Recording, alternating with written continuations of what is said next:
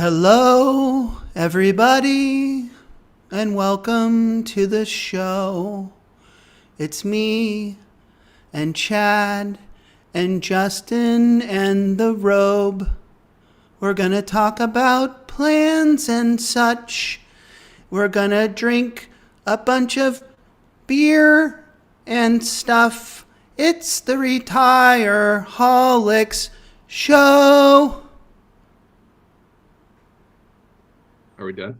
I just improv. I'm learning to embrace silence. I like to embrace silence. Awkward silence is my friend now. I like it. We never know if it's like you're gonna have another bar or something to go into. So I just made that up on the spot.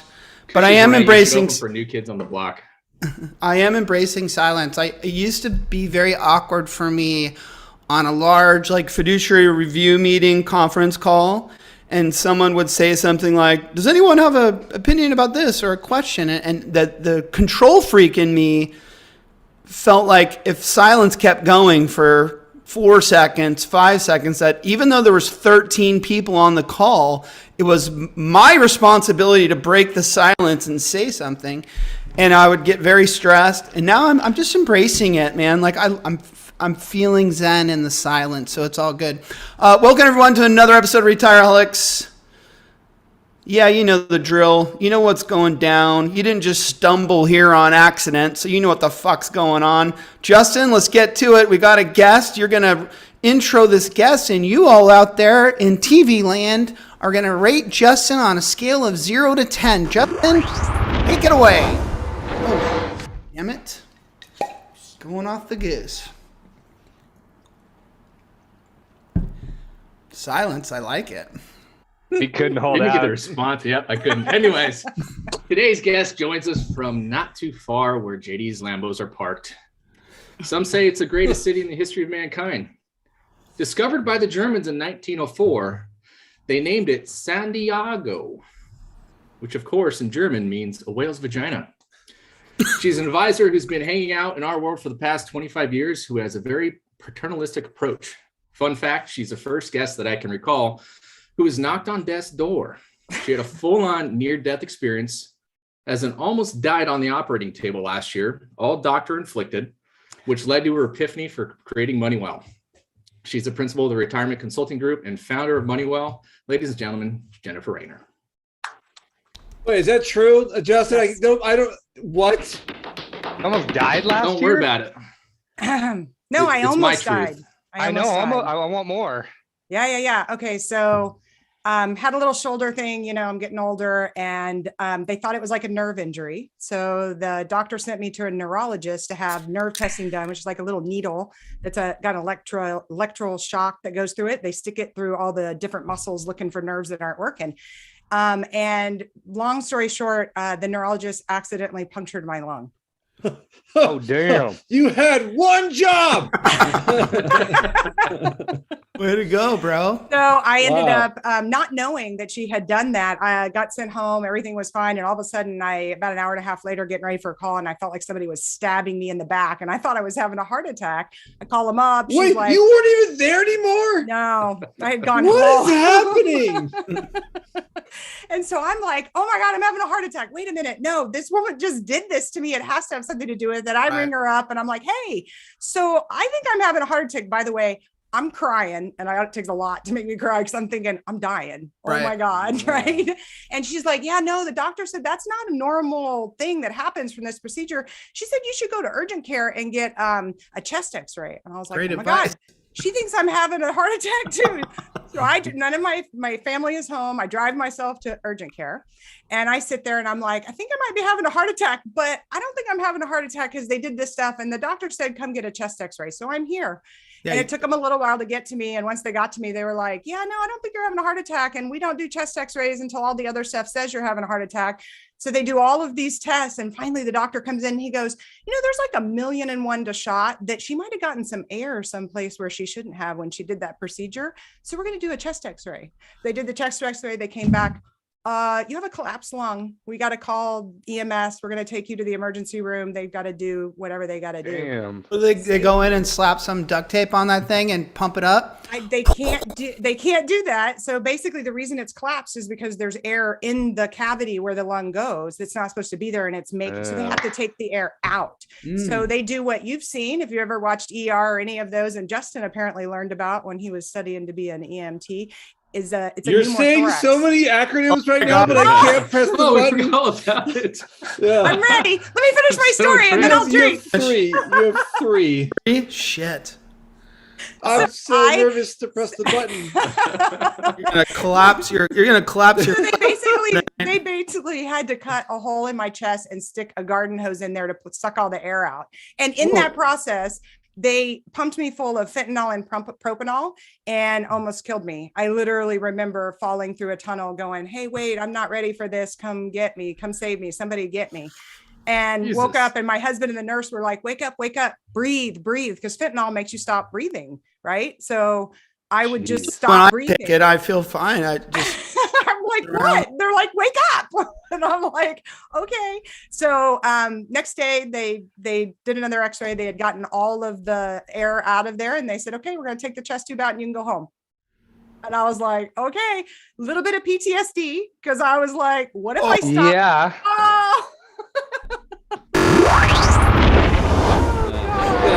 First- Them all I right now. swear I'm going to get through.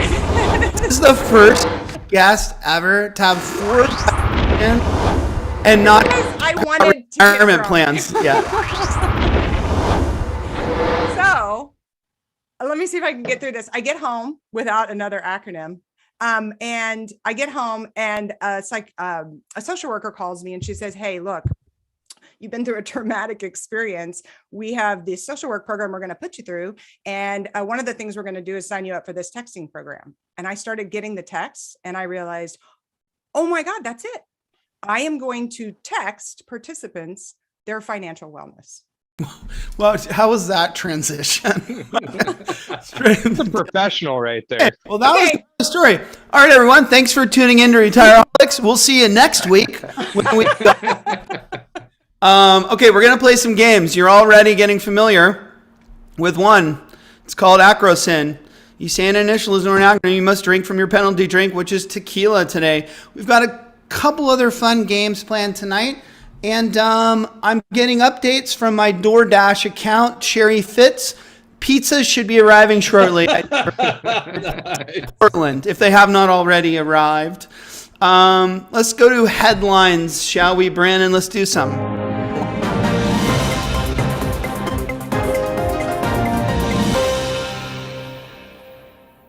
Well, I'm going to start off with one of the best ones. I don't say this a lot about John Sullivan and his little podcast he's got going on, because I think a lot of times he kind of phones it in with his little boring questions that he's written down in front of them himself and just repeats them. But he's starting to kind of come out of his cocoon a little bit and open up with some pretty engaging, tough questions. And you know who he had on his show? Webby. Webby was on the show. And I got news for you. Webby was crushing it. And I'm not just saying this because he's a chat bar buddy. He literally is crushing it with charisma, personality, value, ideas. Has anybody listened to this? Does this surprise you? Gee, you're acting like you're surprised by this. If I was Webby, I'd be offended right now. I would be upset myself. Yeah. I think Jay, you're not the only cool kid on the block, all right? Webby's way above you. I think this might be the best Sullivan podcast of all of them with Webby. No joke. Yeah. Yes. Oh, come on. Mine was solid. And if you're an advisor, I would tune into it, because I especially love when Sully tries to hard press Webby on why he's better than his competitors, like why a client should choose him over someone else. And he really brings it in an authentic way. And I think we all, as people in 401k pros, need to be ready to answer that question and answer it confidently, quickly, and authentically. And Webby knocked it out of the park. So great job. Everyone check it out. And Sully's I getting will. too. Sully's getting much better. No. Next headline: Amazon 401k drama. Let me see if I can pull up this article. Come on, JD, you can do it. It's on Market Watch, and it was written by Alicia. I'm going to screw up her last name. Everyone's going to know who I'm talking about, but Alicia Munell. Tell me if I'm getting that wrong or right, chat bar. Sounds right. The title is, oh, there it is, right above her head. You can read that, everybody. What And does it say, JD? What does it say? let me just read I from can't see. the first paragraph. Oh, wait. Sherry Fitz, if you're out there, is she out there? Eli is approaching with your order from Pizza Hut. So, just got the text. The Securities and Exchange Commission has this to allow Amazon.com Inc.'s shareholders to vote on a proposal. Oh, shit. Okay. Yep. To vote on a proposal requiring the company to prepare a report assessing the extent to which the company's, why do they write like this? The company's current retirement plan investment options align with its corporate climate action goals. We're talking socially responsible funds here, people. This proposal is being pushed by a nonprofit shareholder advocacy group, whatever the fuck that is, called As You Sow. The group wants to replace, and here's where it gets dicey, and I want your guys' opinion and thoughts. The group wants to replace Amazon's low-fee index funds with environmental social governance funds, which tend to be actively managed and involve significantly higher fees than the current index funds that they have. Alicia goes on in this article to talk about why this is a big no-no, why this is a huge problem, and why this shouldn't happen. I'm going to go straight to our guest. Companies trying to align their corporate climate action goals with their 401k investments. This doesn't have to mean whether you're pro or not pro social governance, but in this social governance, socially responsible funds. But what do you think about this article?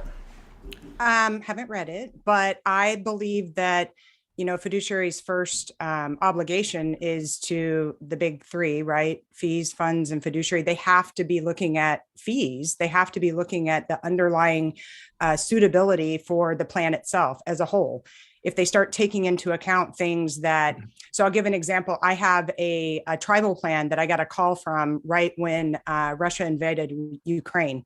And they were like, yeah, I got people calling me wanting to know if there's any Russian investments in our plan.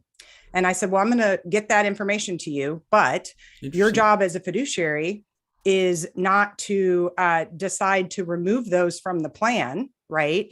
He has the ability, or she has the ability to go invest someplace else if they want to do that. You would have to take on the liability for taking out that fund that has that Russian investment. Do you want to do that? And he was like, no. Remember, like the liquor stores that were like not selling Russian vodka and this and that. But when it comes to 401k, things get a little dicier. Chad, we've all heard the ESG debate. I think this one just goes a little deeper because this is now actually trying to advocate that the shareholders actually have a policy in place. What do you think about this? Well, and my immediate thought when you said it and when Jennifer responded, which it was, who are they fiduciaries to? And don't they have an obligation, as you said, to follow what is right and prudent for the participants and the beneficiaries?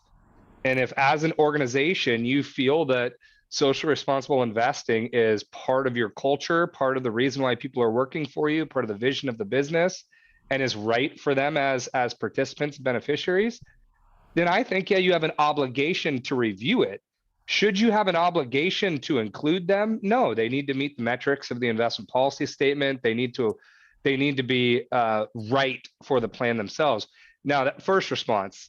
Secondly, my immediate thought went to, well, yeah, culturally, if that's what you believe in, then you should have some of those options in your program. But Should how you can replace the indices with it? No, No. that How- is not my thought. How can you say, I mean, how many employees does Amazon have? I'm sure it's tens of thousands, Yeah. right? I mean, More than how that. can you say that that's their culture? Like they're all different people that have different viewpoints on different things. So I just feel like that's a weird comment to make. It sounds like what they've done is they've said, as an organization, Amazon, you've said these are the things that you're going to do for the environment, right? So now we want to hold your feet to the fire and have you do it inside the Right. investments. Well I put. do not believe that it is the participants saying, hey, I want this. If there is, it's a few of them. And once you explain to them why they're not there, they're like, okay. The author of this article, and she's a 401k stud, Alicia. I hope I'm getting her name right. Moneywell. Look her up on LinkedIn. I mean, she's been involved in lots of big time stuff. She says this.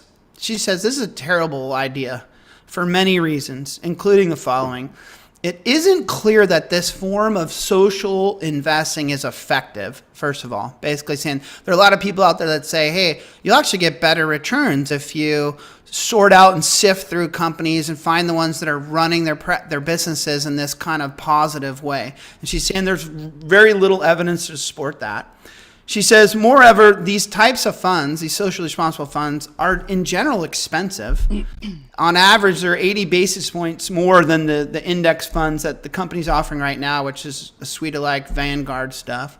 Then she goes on to say, although I don't know what this word means, I don't think I could guess, it's even more pernicious. Mark, what does that word mean? Pernicious? It's even It means pernicious. small. Social investing allows people to think that they're really solving an important world problem, she puts it, when in fact they're not doing anything about that. It's delusional to think that 401k participants can lead the way on fighting climate change by not investing in fossil fuel stocks. I love this woman, by the way. She's older and she's going at it. She finishes the article with this, and we can move on. All of this could have been avoided if the Securities and Exchange Commission, she is the acronym, just stuck to its knitting.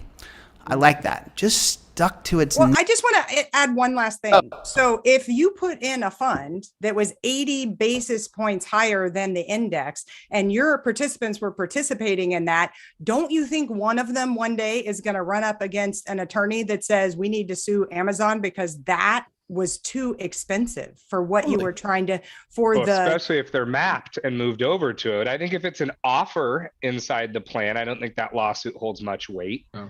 But if they replace the index-based funds with it, then I think you have a big issue there.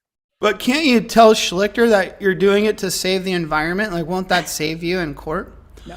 Okay. I must say one thing. Again, I think it's important to bring in the audience a bit here. I'm just going to point out that Timothy Yee in the chat bar has been throwing out some links and some websites and things. And yeah, Timothy, I stalked you a little bit. I got you. I sent you a LinkedIn connection. Please accept.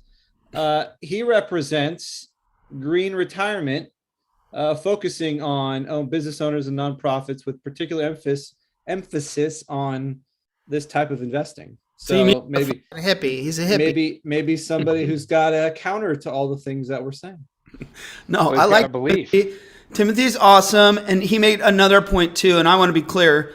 I also don't believe that low-cost index funds are good and actively managed funds are bad. That's a whole nother argument for another day. Although seems to be coming up a lot in these damn lawsuits and stuff, which I'm not comfortable with. But fair enough. And I'm also a fan of the frickin' environment, man. I'm down. I'd love to make the environment better. We know this is a weird debate. You know, these things start to Venn diagram with each other and people's emotions get all flustered. And that's why we're talking about it today. You are quite the diplomat, JD. Did you all know that the National Association of Plan Advisors has announced the inaugural Advisors Choice Awards? Chad brought this to my attention in an email. And they've done it in several areas. So they've obviously gone out and pulled you, the financial advisor, and they did it in the micro space, the small plan space, the mid-market and the large market.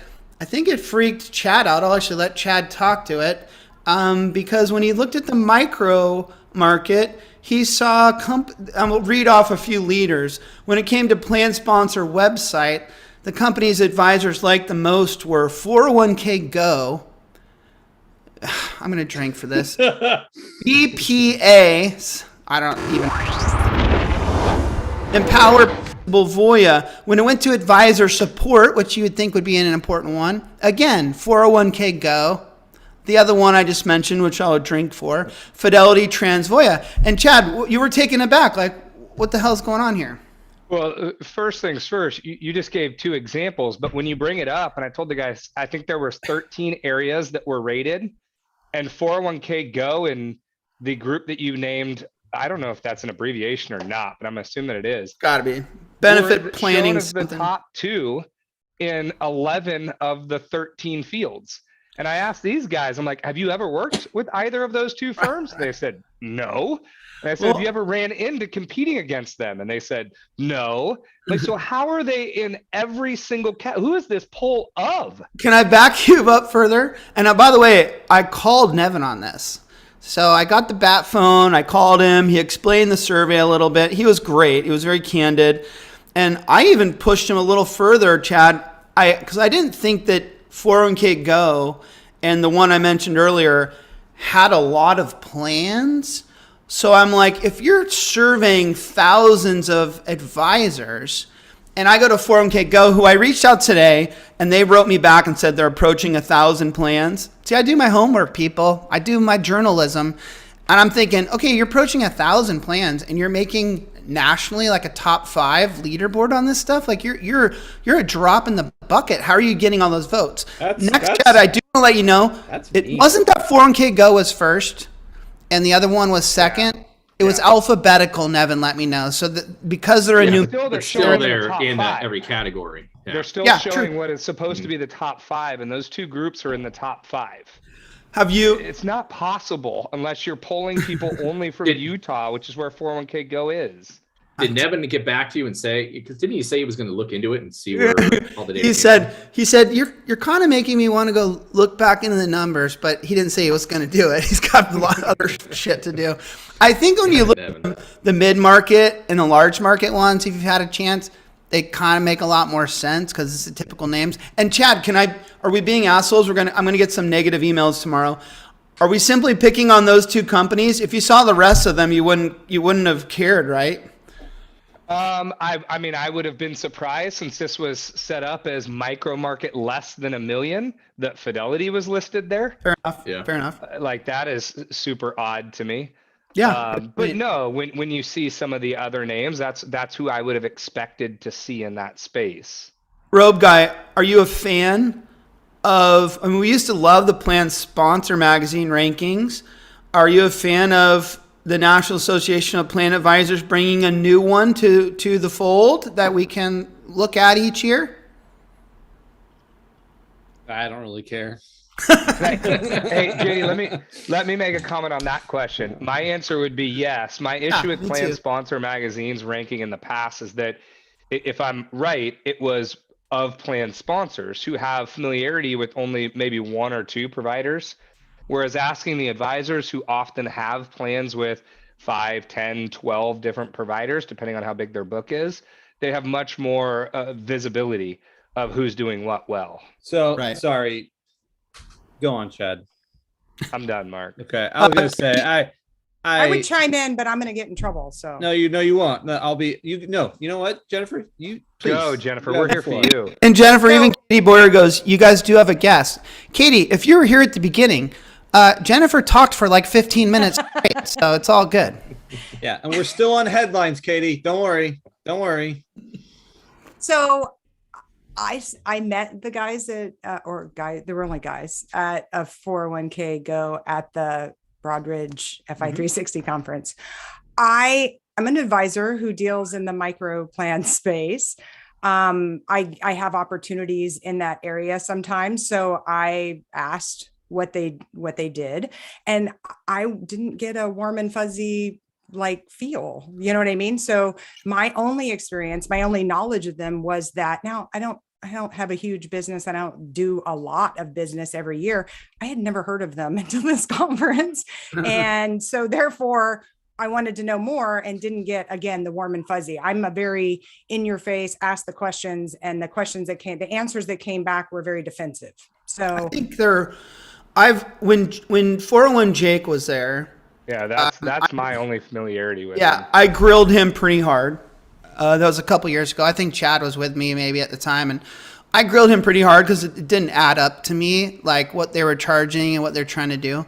However, kudos to them. Everyone has a right to kind of build a business and work hard, and I almost start to see them in the same light as some of those other disruptors, only because when I say like Guideline and freaking Human Interest and those people, because if you see what they're trying to do, they're definitely trying to pitch this like, you can sign up in 15 minutes online.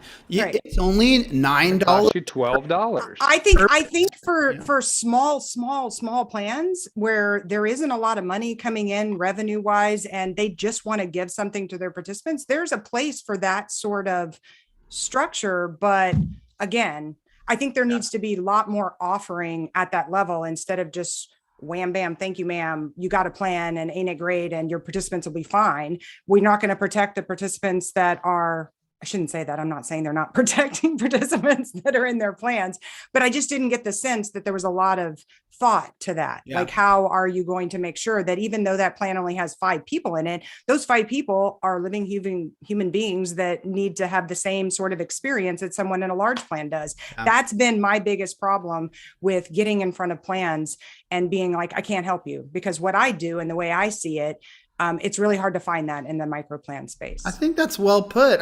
We're not going to have this discussion today. We got other stuff to talk about, but I do think a lot of these like disruptor companies that are trying to go after this micro market and trying to do it in this kind of low touch, low fee thing.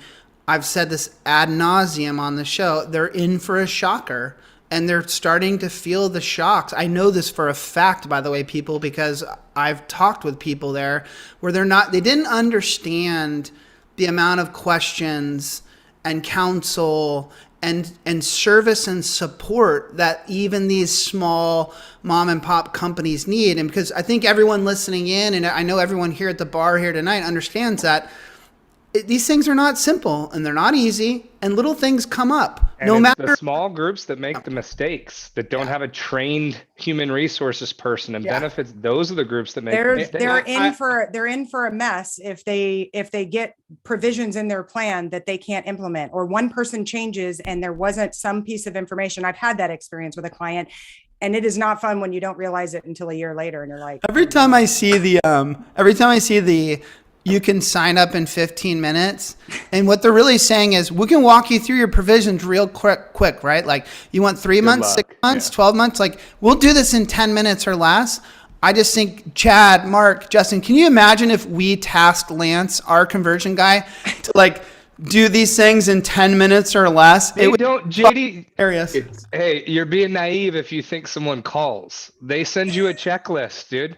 3 months, 6 months, 9 months, 12 or you just months. do it online. Check it. Yeah, you're doing it. Exactly. Hey, everyone, we're going down a different path than what this headline was entailed for, I believe. And going back to the initial question, JD, you caught me off guard because my kids just got home and it was very noisy and I was trying to figure that out. But my comment back to you is this: do we need another award? No. The answer is just no. Okay, there's too much of it. It becomes it's too the waters are muddied. There's too many people with things in their signature that say, I won this, vote for me for this. I disagree. All of these things. I know we don't need it. Chad, JD, and Sylvia vehemently disagree with you. Yeah. I love hearing from advisors telling me what record keepers they like and for what reasons. That's valuable information to me. it has to be accurate. So you're information. saying that I this feel like information maybe that it's you just not got is valuable. super accurate. Yeah. Okay. Saying. Looks like maybe it needs Coming to from your advisor guest. Yeah. Why don't we just, JD, why don't we just poll the people that come to our show or network with us? Because that's what we really care about. Okay, fair enough. Let us know Let's give out a freaking award then too. Let us okay? know. Let us know in the chat bar if you're down with 401k Go or BPA. I'll drink for that. Okay, let's do another headline. Last one, if it's okay with you, Mark. I don't have really y'all have a say here? Have y'all heard of the? I'm gonna go. Justin, you're into the media, the TV shows, the things. There's a new show. Television. Gets me. Television. Television is an acronym? Yeah. Yes, Yes, it ma'am. is. Anything is an acronym. Way to if not it's an say the acronym, acronym. Jennifer. Yeah. New show on Netflix, Justin, titled Our Father. Are you aware of it? Sounds Martin creepy. Sounds creepy. No, I have no clue. What's it about? Well, Oh, I have seen this. apparently, I just want to bring this to everyone's attention. It's got nothing to do with 401k. I was about to say this has nothing to do with 401k. When I heard it, my use of time. jaw dropped. My jaw dropped. There's apparently like a the doctor that helps you get pregnant and stuff, right? Like brings the husband and wife together and Oh, the guy with all Yeah, the yeah. kids. Yeah. fertility. Yeah. And apparently he's been putting his own semen in women's eggs for a long time. I think Decades. to the count of What like do you think that is in child support? Wasn't there already a movie about this that was more like It was a hypothetical, different, not real? No, Yeah. it was a different doctor. Mark, all It was those a fake hypothetical movie or- This shows are- come They, from they somewhere. came from somebody doing Yeah. it. Yeah. This right. article says that at least 50 children are now realizing dad's not my dad, mom's my mom, but this doctor guy is my dad. Okay, so maybe I let's mean, look at the holy other side. Maybe, just maybe, he was having troubles finding donors, so he had to do something. No. I can't. You know And- the male race, there's no way that's Jason's right. He's got to be pernicious true. Dude, that's the second time he's dropped that. for sure. Jason might be doing good for the Chat Bar Champion right He now, I'm is. claiming. Definitely is. Anyways, I don't know what to say about this except for I'm ashamed, but I will be watching Here's this what I have to documentary. say. I hope he saved a lot of money into his 401k because he's going to have to pay these kids a lot of money. What is the In fact, charge? child support. Like, what will happen? Like, what will he? Has he been charged? Will he? Misinformation of some sort. Yeah, I mean, so was it? I remember seeing the previews, but I don't remember the details. Was it, hey, husband and wife are coming to, husband's going to give sperm, or they just couldn't conceive and there was a sperm donor? Probably no both. Not that it really, it's still Like- fun No, and I creepy no believe- matter I what. don't think it matters. I believe the actual husband was I there don't with think any sperm of on them hand. expected this, Wow. Justin. Yeah, nobody did. Anyways, And that's, look at that guy. Is that really him? That's yeah, it. that's him. I think. Dude, I'm not surprised. In Actor. the I'm not previews, surprised. The actor. they have like a picture of him where they caught him as he came out the front door, like the gotcha cam, and he's in like his boxer shorts. And Oh, that's- God. And it's all in like Indiana, so now you have all these people running around that never knew they were brothers and sisters. So it's kind of fun. I mean, Oh, man. No. let's move on. I don't know why I Thank brought you. that up. I don't either. Okay, Mark, you'll be happy to know we're moving on from headlines. Wow. Only 35 minutes in. I'm going to save the other topic for a little later. I'm going to jump right into a little self-promotion for our guest here. I don't do this often, but Moneywell, go ahead. Like, tell us what's going on with Moneywell. And by the way, kudos to the look, the design, the aesthetic of the website and the little cartoon people. I really, really like it. It looks very pro. It looks very established, very cool. So anyways, what the fuck Are is you saying Moneywell? I'm not established? All right, fine. Minutes. Hang on, Jennifer. Hang No, on. it's not going to be you. You got picked in the pre-show, JD. Yeah, shocker. Nice. Give him a froze. What is froze? What is froze? He's Oh, got to you'll throw. see. He's got to throw Maker's Mark into his Smirnoff and pound it. Okay, Moneywell. What is this? Okay. So basically, I fundamentally believe, after years of being a financial advisor, sitting down with participants, by the way, that's my favorite part, is sitting down with individual participants and plans, realizing that That's my least favorite part, by the way. I know most advisors it is. I get that, but that's the part that that I'm passionate about. And when I would do that, if I built a plan the way I would consider correctly, completely done for them, meaning they're put in a managed solution, everything's done for them, they're automatically enrolled, they're automatically increased, everything, yep, right?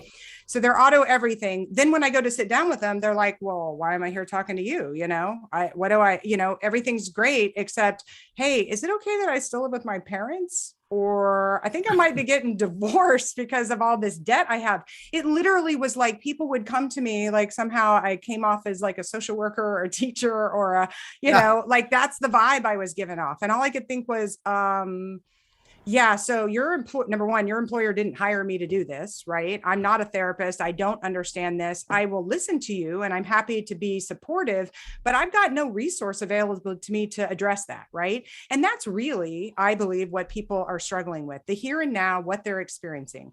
So I fundamentally realized that people just want to feel better, right? And I believe that if people can feel better about the current situation they're in, the challenges they're facing, the situations they're in, they will intrinsically be motivated to seek out that which the financial wellness world is full of, right? Financial literacy. Living in a van down by the river.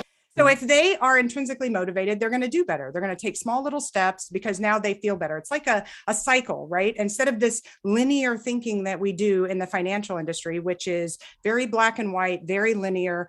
You got to do these things. And when you do these things, you will be financially well, right? You know, it's funny when I hear you say that and you talk about auto enroll and auto increase and default, the reality is the negative of that is we are asking them to not play a role. Like we have decided like, okay, we'll make all these decisions for you and you will not have any say in what goes down.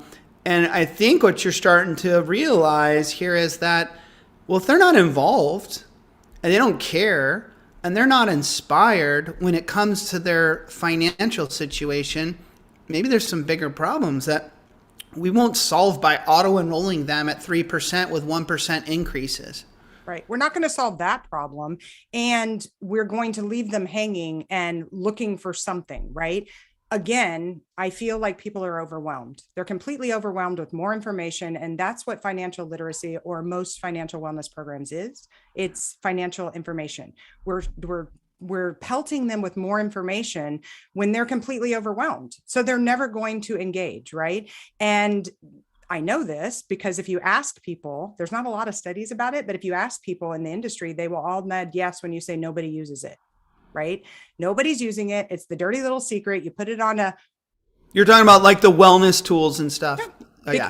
Because they're driven by making somebody, I call it the learn more, do more solution, right? You need to learn something and then you need to do something, but most people aren't ready. So this is a fun fact. Did you know that only about 20% of people at any given moment are ready to make a change in a negative behavior? Yeah. When I heard that, I was like, oh, well, then what? We're ignoring the other 80% because the only people that are accessing and looking at financial literacy and have decided they're going to make a change and do something is that 20%. It's actually less than 20%, but we're only capturing that small little percentage of people. What about the other 80%? Doesn't surprise me at all. That's my favorite one. I don't know why. I like turtles.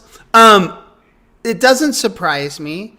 Because let me make the comparison to like weight loss and stuff or being fit, you know, like I think a lot of people would like to eat better, work out more, take better care of themselves for a variety of reasons. And they all know that in the back of their head, but yet we fall victim to some of our same habits. Chad, are you familiar with like and I don't want to call it a weight loss thing. I don't like that term, but the app Noom. No, you anybody mentioned it recently. Anybody but here no, besides I'm Jennifer, Justin? Yeah. Tell me about Noom, what you understand of it. Well, isn't it just it's the program that you opt into that kind of evaluates your habits and what you're doing on a daily basis and telling you, hey, make these tweaks here and there to achieve X, you know, whatever your goals are. I think I've heard that you can, it's not like a full diet thing, but it slowly incrementally makes you change some shit that you do, right, to be better. Yeah. No, Tony, we're not off track. This is like a perfect example. And we'll let Jennifer back it up here. But so typically, if I wanted to lose weight, I'd sign up for Nutrisystem or something, and they'd say, or some, personal trainer would say, hey, look, you need to work out and burn these calories, and you need to eat less, and then you'll lose weight. But the reality is that there's deeper emotional issues with how I feel about food, or why I go to the refrigerator at 11 at night to have a pint of ice cream, or how I feel about working out. What's going on, Mark? You've lost him. Okay, no. I get all of it, and I love the thought and the idea that we've studied this shit and that we believe that we can now understand those things. It's very freaking simple if we get down to the elementary part of what you're talking about, JD. Just don't eat at midnight. Stop eating candy and ice cream and go for a walk. It's not rocket science. So Mark, go ahead, Jennifer. You just made the point. Okay, so here's the thing. Perfect. Think of it in terms of weight loss. Let's think of it that way. That's what we're doing. Yeah. Weight loss, but now we're going to put it back into financial terms. Everybody knows, or it's pretty easy to find out, that if you save 15% from the time you start working till the time you retire, you're going to be perfectly fine. But yet nobody does it. Why? It's just as simple as that. There's something that happens. People have to live. The cost of living is high. Everybody is in a situation that is specific to them, and they may. I don't want to go down the money scripts or money story road, but there's this theory that people have their own money story, right? They have this thing that happened when they were little, the way they thought about money. Ooh, this is a great time to ask. Yes. So when you first think about your money life as a child, what's the first thing you think about? What's the first thing you remember when you think money as a child? Buy candy. The first experience? Allowance. Yeah. Right. Buying lunch. So everybody has this experience they had in their family. Some got allowances, some had no money, everybody has different experiences, and that bleeds into where they are now. I didn't want to go down that road because I feel like everybody has an experience, but that doesn't mean that it's going to affect who they are as an adult, right? I had some terrible money experiences as a child, but I have managed to overcome them. Some people don't, some people do. So I don't like the idea of saying, well, it's all about what happened to you when you were little, right? That was one train of thought. But the other train of thought is maybe if we focus on people's financial self-efficacy, building people up, you got this, right? And that's what Noom does. They focus on the psychology of money. First they start, because I signed up just to see what they were up to. And first they start with, hey, there's this thing called self-efficacy. If you don't believe in your ability to succeed, you're never going to, right? That's a concept that some of us are born with. Some of us were taught. Yeah, Mark, some people don't have that. A lot of people teach it. Yeah, I think more and more people lack that now than they did 10 years ago, JD. I think it is a trend that is leaving society. And I don't think you're being very sympathetic, Mark, or even Samson in the chat bar there. Hang on, let me finish my thought. I don't think you're being very sympathetic if you think like, I'm just going to say you're wrong about that, but go on. Okay. That it's easy and it's simple, and people have mental blocks that get in their way with things. And so here's my point with finance, and we'll move from the weight loss to finance, is that a lot of people won't walk over and talk to the plan advisor in the room at the education meeting because they're embarrassed that person's going to ask them about their credit score, about their savings, about their budgeting, about those types of things, and therefore they feel horrible about their own finances. How are those people ever going to start heading in the right direction until they deal with those emotions? I don't think that's foofy, weird, hippie stuff. I think that's legit. Thank you. I agree. So it was years of sitting down with employees, realizing I could tell them everything they needed to do. I could give them whatever information they needed, but they were blocking out the information and just wanted me to listen to them. I give this analogy of my kids. So I have they're 18 and 20 now. It's the example of when you're a parent and you stand in front of your kids and you realize they're in a situation and you have the answer. You have spent years and you have all the knowledge possible that you can give them that are going to make them make the right choice. And you stand up there and start talking to them and you're like the Charlie Brown teacher, wah, wah, wah, Right. wah, wah, wah. They can't hear anything you're saying. So your job as a parent is to be supportive and listen to what they're saying, and then give resources when they're ready. I found that most of my experiences, they just find the shit on YouTube. So I look at it as if you give them that support, you give them the support, you listen, then they're more likely to be intrinsically motivated to then go out and find all that stuff that actually exists on YouTube 100%. and lots of other places. Chad, you are becoming more in touch with your emotions and feelings every year that I know you. Mark, Thanks, maybe JD. not so much, I'm finding out. He's a lot like my son. So let me ask you, do you think the answer is to educate participants with Voya's number? They're the one that came out and said, you need to have a number, and that number's got to be $1.7 million that you carry around in these big fancy numbers on your shoulder. Or, hey, guess what? You haven't saved enough, therefore you really need to up your percentage from this to this because you're fucking up, and we're going to auto-enroll you this way. There's a lot of kind of you're not doing it right motivation, like a lot of cracking of the whip.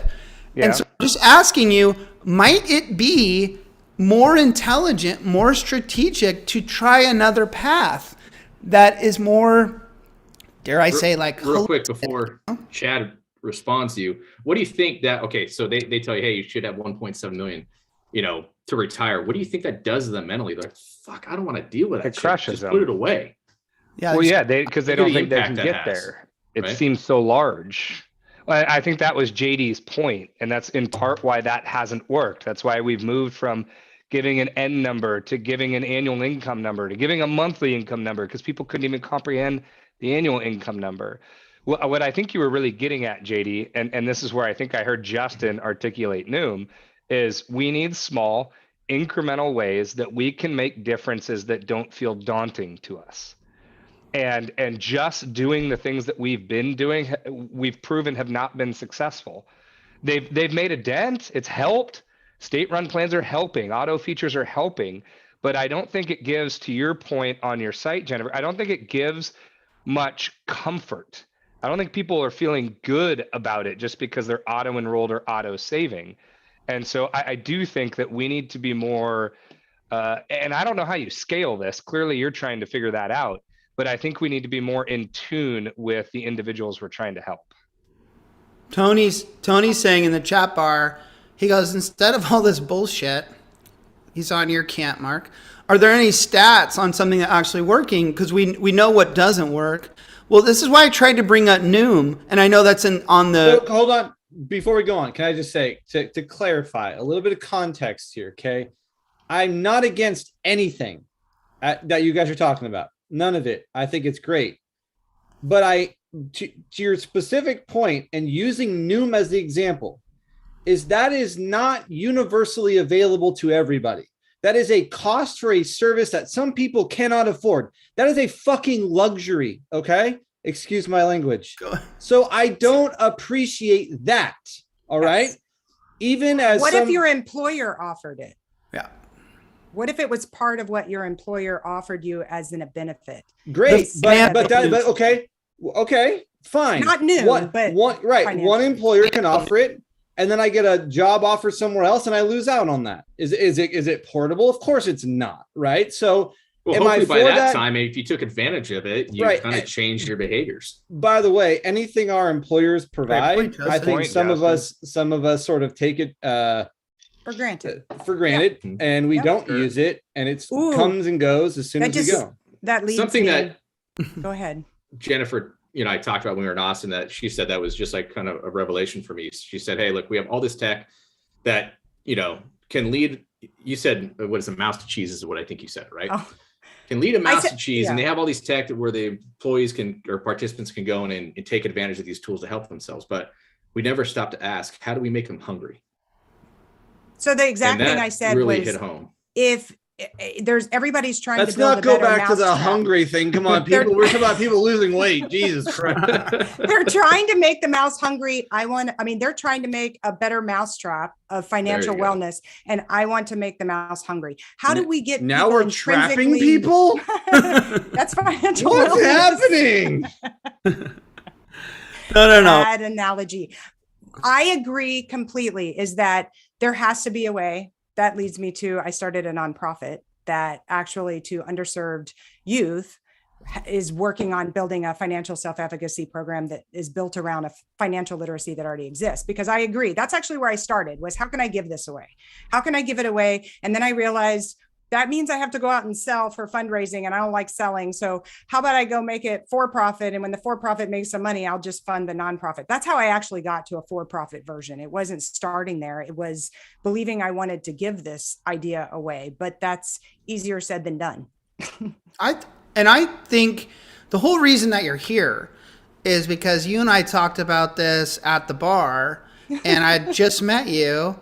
And I feel like there's something here. I feel like that there's an option that not a lot of people are exploring. And to Tony's point of where are the stats, and sorry, Mark, to bring up the Noom, but I think Noom has plenty of stats backing how this kind of psychological approach can pay big dividends. And I think the analogy to finance is a straight line. Like, it's a perfect one. Like, people have the same hangups about finance as they have with fitness and nutrition and those things. And we all as an industry agree that if we could teach kids financial literacy, if we could teach teenagers financial literacy, if everyone could be more in on this concept, that our job would get a lot easier in counseling them and helping them to reach their goals.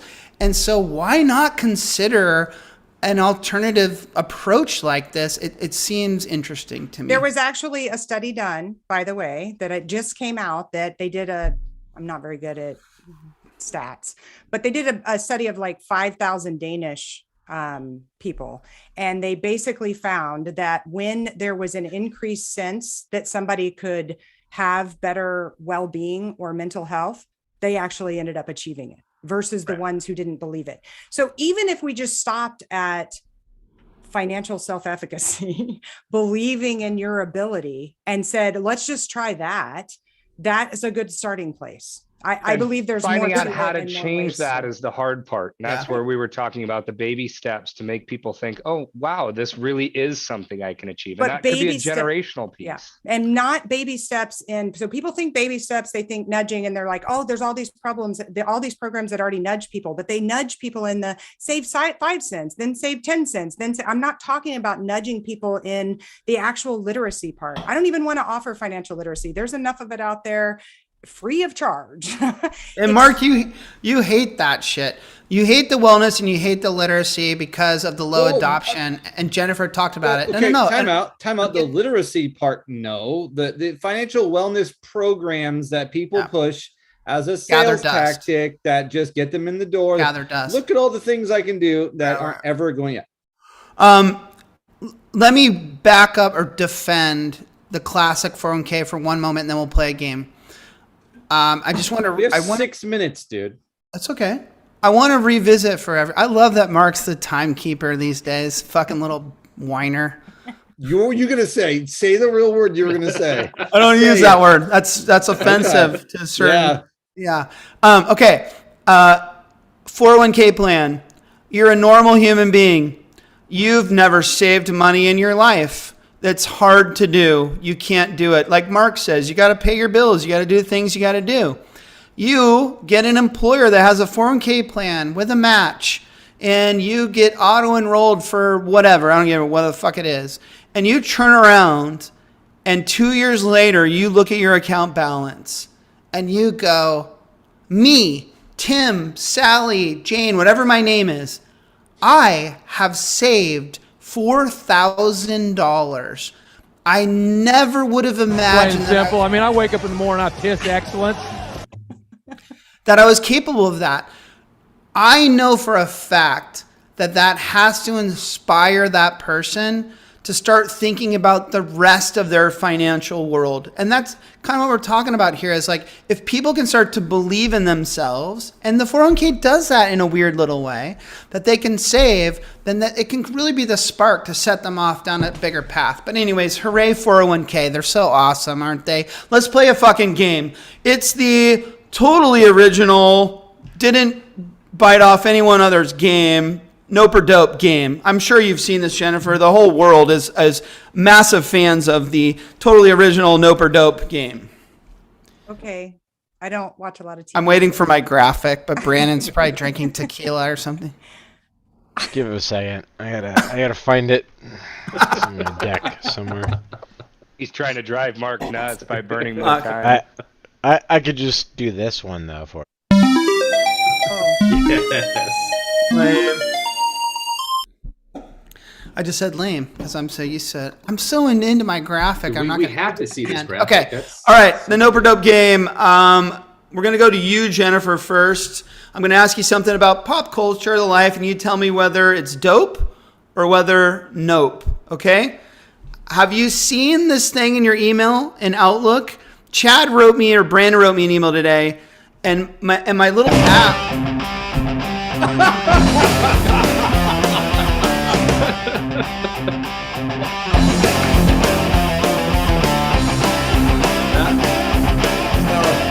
How Great work, successful this shitty show Well is. done. And my little app gave me like a little pre-done response to him where I could say, yes, thanks for that. And I just hit it and it responded my email. Okay. Oh. I did it for the first time today, but I ask Yeah. you, Jennifer, nope or No, dope? I'm scared to death that it's going to do that. And then there should have been something else, or it seems to like, was she really respond? It's like, that's okay for text, but because people are expecting that, but an email, they might be expecting that you're actually responding to them, not just giving them a quick, It for felt you, so, I don't have time for you. It felt so good when I did it. Chad, what do you think about this? What if it evolves and it gives me like 2 sentences or something? Now that would be sweet if there was some artificial intelligence in there that really Yes. had a sound response. I'm into that. But the quick like, yes, thanks. No, there's no value in it. You just wasted time even clicking that, and I wasted my time in reading it. I mean, Either send me something or don't. before on this show, I brought up are you seeing it in Outlook where it finishes your sentences? If you hit tab, I'm Yeah, starting to I use do that that more. all the time. Justin, but the one I talked about, No. you get an email and all you got to do is push a button. No, I mean, it was cool when it came out on text, but nobody uses it. Everyone thought it was going to be this new thing. Nobody gives a shit. Oh, I used it today. Mark, Yeah, what say you you? will start using it, but you'll forget about it. So Promise I you. was a naysayer to the text message, double click, hit the thumbs up thing for a while, and now I use it constantly. So I'm a naysayer now. I think it's like a virtual slap in the face that you didn't even care to hit reply and then type 4 words. So that's like mean. But if it included a graphics interchange format, you guys know what that stands Yep. for, then I'm in. Love those. Yeah. Okay. I don't know. Watch it evolve. It could be cool. Wait, this from the same guy who hates it when graphics interchange formats are in emails? You be in? That was part of a lamer game. Who hates that? Mark? Was that Mark you? Was that does. like, was that from like, I don't know, when I started this game in, I don't know, 2012 or something? Hey, I would live my life with those little letters you talked about. I love those things. They communicate how I feel. My only problem with those is it takes me a long time to find the gotta really find good the one. perfect You know, I waste a lot of time. Okay, next nope or dope. I almost said lamer game. The next Yeah, nope yeah. or dope, because that's what we're playing, is using them food delivery services, Jennifer. You know, the DoorDashes, the whatever the fuck, Uber Eats. Are you so lazy that you want people to deliver food to your home? Yes or no? No, I'm in the experience of actually seeing human beings other than my kids. So no. Chad, are you getting food delivered to the home? I'm answering it in 2 ways. Am I lazy enough to order food and want it delivered to my home? 100%. Am I willing to pay 1 extra cent to have that happen? No. Those sites are so expensive. You order a cheeseburger and it's like a $42 cheeseburger because it's $22 in delivery and expense. Justin, do Never you agree mind with that Chad? never mind that the I'm- restaurants are losing money on that. Just saying. I'm right there with Chad, unless I'm hungover.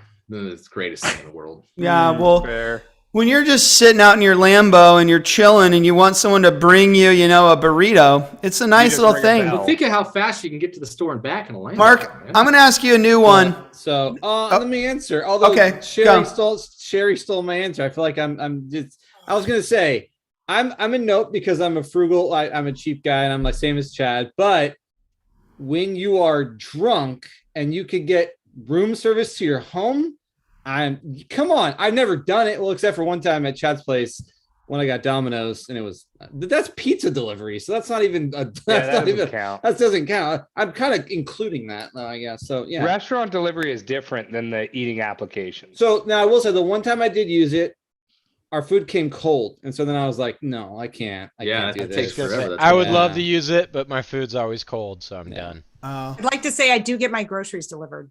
Ooh, that's I'm down for that. I That's hate a different groceries. Do question. that That's one next week. Next week. Hey, I know it's 2 minutes after the close, and I know that bless you, Mark. I know that accepts you.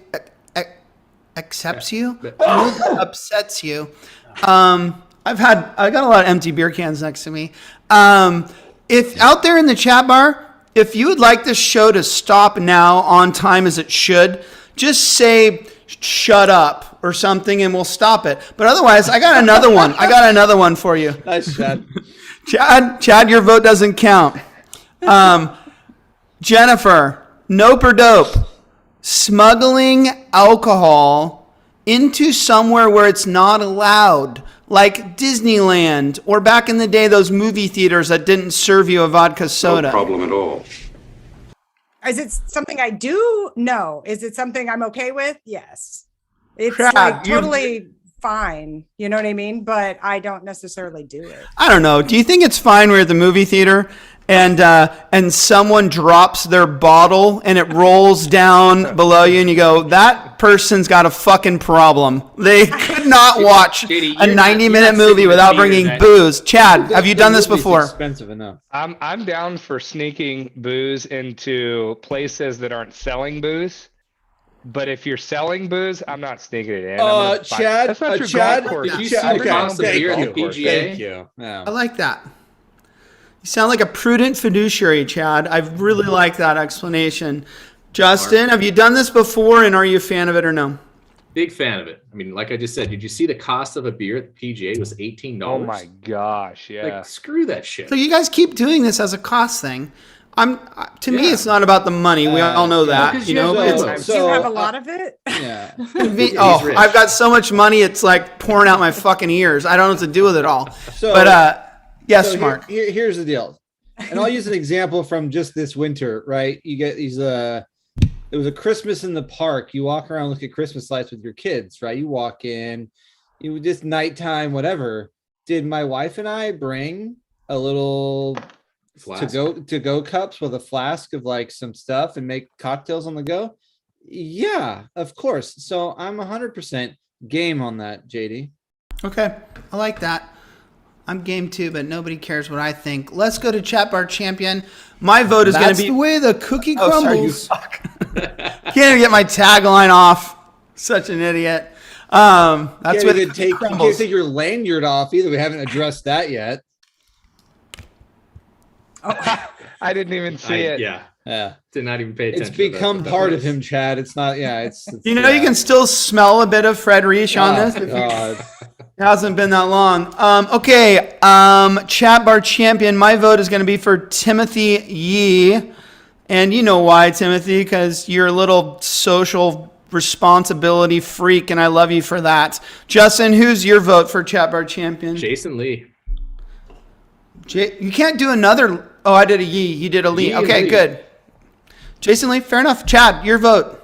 I decided before the start of the show for the next few weeks. That's I'm not picking okay. The most active. Oh. No. I'm not picking the most active because we have so many good people that are constant in there. I'm picking the singular best comment I of like the that. night that I liked. I like and that. it was Tony Davis. For Okay. Yeah, me. good one. Yeah. Okay. Mark?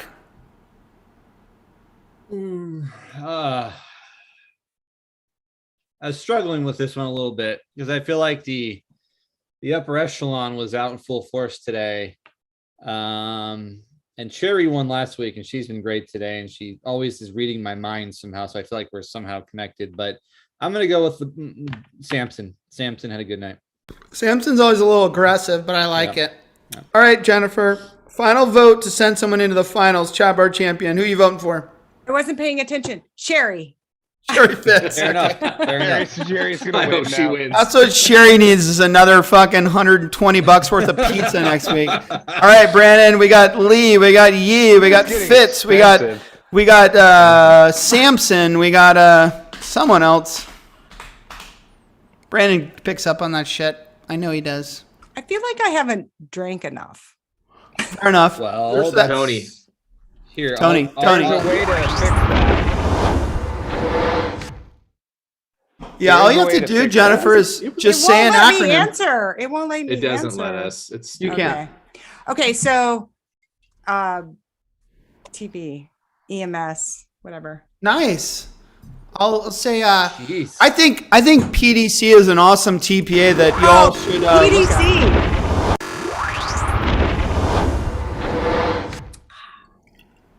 That's good stuff. And the winner is Timothy.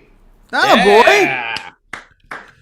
Timothy. I think that's Timothy's first W, isn't it? Timothy, send private message me your mailing address and maybe your cell number too, so I can make sure at home. I don't like the pizzas to sit on your front deck if you're not there. But what you don't do is don't tell me what kind of pizzas you like, because I'm the one that gets to pick. It's a lot of fun when I get on there and, oh, wow, I've never seen that combo. Let me give it a shot. So, Hey, did yes. you send Sherry heart pizzas? No, sorry. And you can only request do heart that on pizzas? Valentine's Day, Chad. I didn't send Sherry heart pizzas. I think we should start sending everyone Malort. Yeah, let's send them a Lord. I love that you have those, Brandon. Holy shit. I've got bottles here too, but I didn't bust them out tonight. Thank you, Jennifer, for hanging out with us. We very much appreciate it. Thank you, you guys, for being my friends. I love you so much, Mark. Even though you have really fucked up perspectives on life and like people's decision-making processes, I still love you. Hey, I'm just thinking of the little people. Don't think that the wrong way. The little people, the ones that don't drive Lambos. That's You're what I'm the talking voice about. of the regular folk. Right. You are. Right. The And robe-wearing weirdos. Yeah. You know who I never thank enough is thank you to Brandon for basically being at his computer all day today, prepping for this show, and doing it every single week and coming through with our live shows. By the way, I don't think we talked much about this last week. We banged out four fucking live shows in 24 hours from Austin, Texas. Hooray us. And hooray, Brandon, for Nice being job. an absolute baller. Yes, Brandon, you have something to say for your award. Now I just have to edit them all. And Wait, is Brandon about to chug a Malort? I think he's about to chug Malort. No, I didn't know you no, can no, edit no. these down. No, it's Jack I can say Daniels. whatever I want. and dang. last and not least, from the bottom of my beating heart and my unpunctured lung, I want to say thank you to everyone in the chat bar for showing up every Thursday, and not a big enough thanks for you guys as those guys, but the people who tune in afterwards on YouTube and all them, yeah, thanks. But you should be showing up on Thursday like these good people. All you out there right now, I love you so much. You're like part of the fucking family. I've had 5 beers. What kind of beer? Now are you we start drinking, telling JD? people you love them. Hey, JD, what kind of beer are you drinking? Coors. Yeah, we forgot to introduce a beer that I wouldn't It's have got Coors. today. Right. On the after show. We can Stay do that around now. for the after show. Jennifer, if you can stick around for the after show, Mark's going to give the beer of the episode, and I'm getting have a fucking game. hammered. Let's play some music. We also have a game JD forgot about. So. Yeah, we'll play another game. I didn't forget about it. I'm just managing time, people. I'm managing time. I have an entire Poorly. bottle of Fortaleza tequila. Let's so fucking that's good. let's remedy that. I Let's have a break that box shit. of Malort. I got some alert here too. I'm gonna have some alert with you, Brandon, in the after show. Okay, Ugh. Oh, let's play some music. Oh, Sherry Fitz's gummies.